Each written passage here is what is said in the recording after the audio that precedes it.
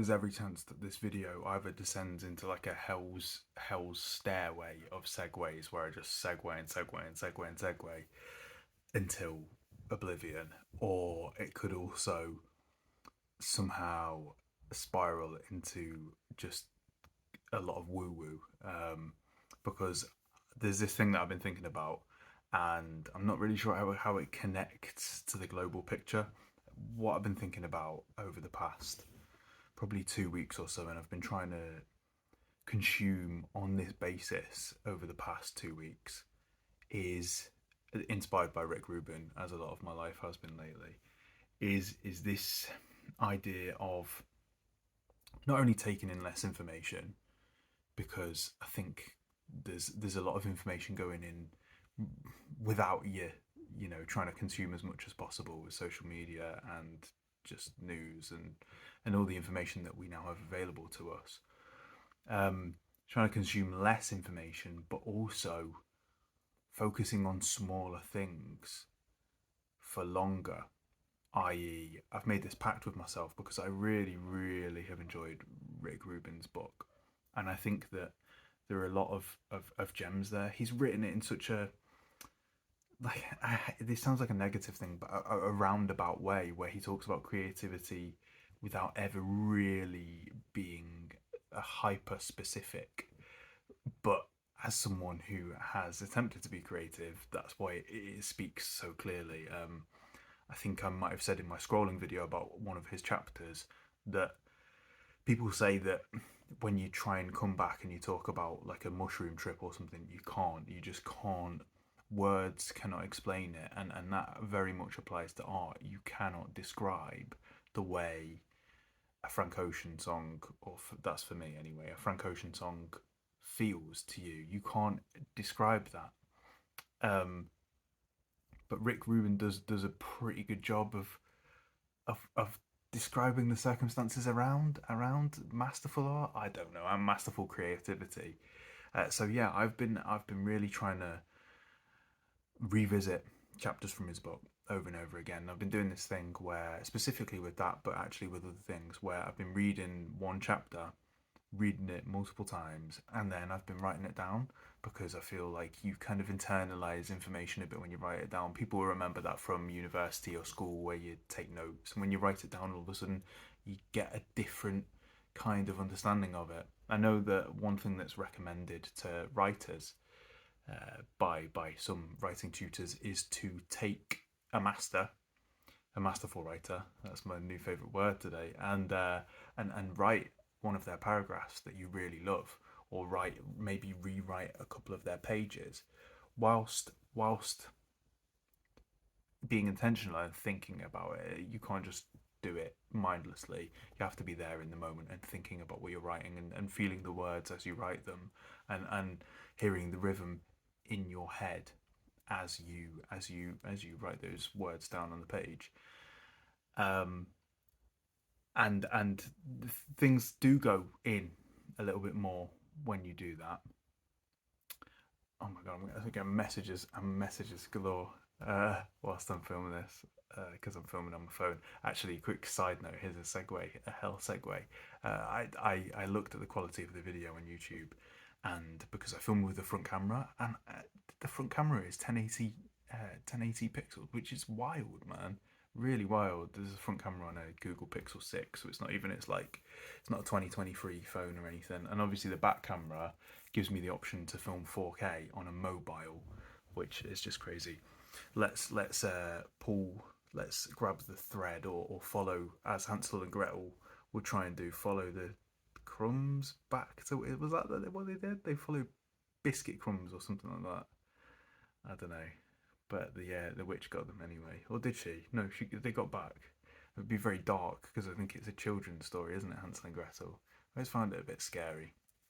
And these segues that I told you about, I'm now at Hansel and Gretel somehow and trying to remember what the story was, and how they got back to where they came from, whatever.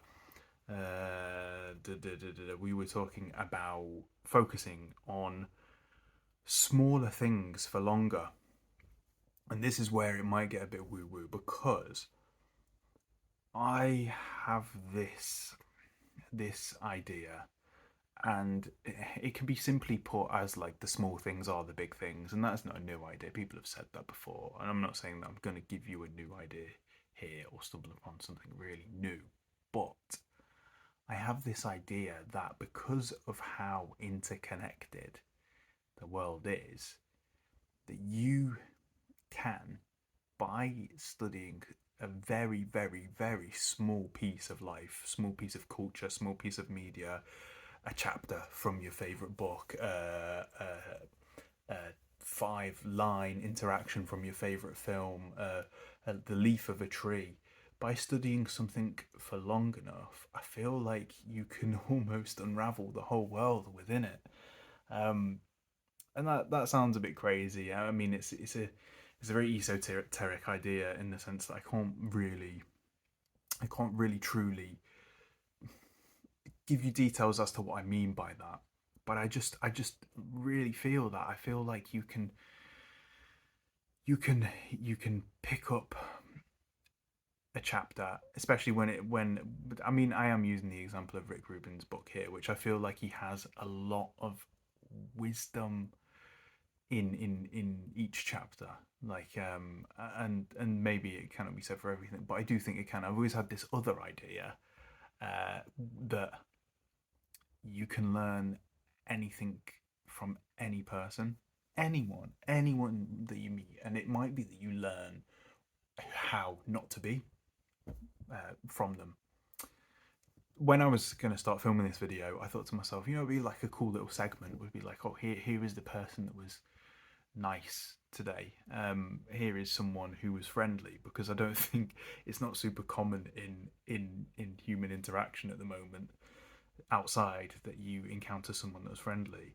But I couldn't especially think of anyone that was friendly today, so I just picked my little boy Stanley, because he is always friendly to me, and he just, when I get home from work, he just makes me feel amazing. Imagine like a dog, getting home to a dog times 10.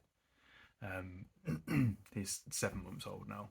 But this idea of focusing on small things, I'm finding big things within them. Obviously, a lot. There are a lot of examples in the past of wisdom being hidden in what seem like small packages, like the Dao Di Ching, which I actually think I'm gonna look into again. But this is my whole thing right now. Is like, don't take as much in. I'm gonna go right. I already talked about this. Is the second video, and I'm talking about Visa Conversami again from Twitter. Go look on Twitter and follow him if you have Twitter, and read his books if you don't want to engage in Twitter. But he talked on a podcast the other day about how, we talk about these news feeds that we have on the social media apps, but we also have an internal news feed. And regardless of the external news feed, and those are the things going through our brain. There are the things that we're thinking, they're the ideas that we are processing, the emotions that we are processing. And I believe the context in which he said it was that if you don't attend to that internal news feed, a lot of that stuff will not only be lost, but maybe if it is emotional processing that needs to happen, or mental processing of ideas that you have, then you'll never resolve that issue, especially on the emotional side of things. And that's really interesting to me. And I think maybe when I first read Rick Rubin's book, I really sped through it, and part of the reason for that is that it, from the beginning, I was getting stuff from it. And this happens to me where I'll start reading a book, and actually it'll have already changed the way that I think about things from chapter 2 or something, and the rest of the book is kind of read in a way that I want more of the same, but at the sort of same time, I'm kind of reading the book to get through it so that I can use the initial idea that I read, and I don't read the rest of it. And this happened with Rick Rubin's book. It's called The Creative Way. The Creative Way, a way of being. The Creative Act, a way of being. I think. Doesn't matter if I've got it wrong. She'll find it easily by searching. And I think I stumbled upon like one of the ideas in the initial chapters, and then I was ready. I was like, okay, this is great. That's already changed how I think about creativity, at least in the moment, and I was ready to. And so I just kind of sped through it, and that's why I wanted to revisit it. And I've lost my way a bit there because I kept piling stuff in from the book. I didn't get a chance to properly process the idea. And I was aware as I was reading it, I kept reading things and not really taking them in and being like, oh, that's great. And then next chapter, oh, that's great. Next chapter. And then by the end, you'd forgotten most of the things that I've actually read. So I'm really trying to dig into things in a far more detailed fashion. And not only that, but but play with them and put them into different contexts, apply them to different areas of my life. My tutor from my university course that I'm no longer in touch with, which is kind of sad because she had a big impact on me, not just in the realm of because it was a theatre arts course and I wanted to be an actor and so on and so forth. But by the time I sort of spent time talking to her, I wanted to quit. She gave me kind of life advice, art advice anyway, and she used to talk about how um, art as a response. And I'm not talking about. I don't think reaction videos quite qualify because they're so that when people react to stuff on YouTube, it would be it could be art, it could be great, but a lot of the time it's just pulling faces. Especially you've seen the TikTok ones where it's the same guy just going hmm hmm interesting like that. On YouTube, it's like a slightly expanded version of that where they're like ha ha ha, that's so funny, oh my god, I can't believe it, and then maybe a little funny comment here and there. That's not enough for what I'm describing, responding art as a response. For that, you need to consume a piece of art and think about it and respond to it in a thoughtful manner, in a creative manner, and adding your own little drip on top. And you see a lot of that with copywriting. Copy no, not copywriting. What is it called? It's the same word, isn't it? Yeah, copyright. On YouTube, I think, and on in other things, fair use. Like if you take something and you add something to it, then you're far less likely to get done for copyright because you've added a whole new thing over the top of it. I mean, obviously, people get away with reaction videos for that reason, but you're not really changing it. A lot of people watch reaction videos and they're actually just watching the video on a smaller screen. Um, Another message. What time is it? I think the football started, so I'm going to go in a minute. Let's just leave that idea out there for now, and I can expand on it a bit more and think about it a little bit more. I was trying to think of ways in which that I've actually applied this. I mean, I said I did it with the Rick Rubin chapter, um, and I also did it. I did do it with a Visa chapter on framing, and I've just been playing with this idea that he talked about framing, which I think I talked about in yesterday's video of this type.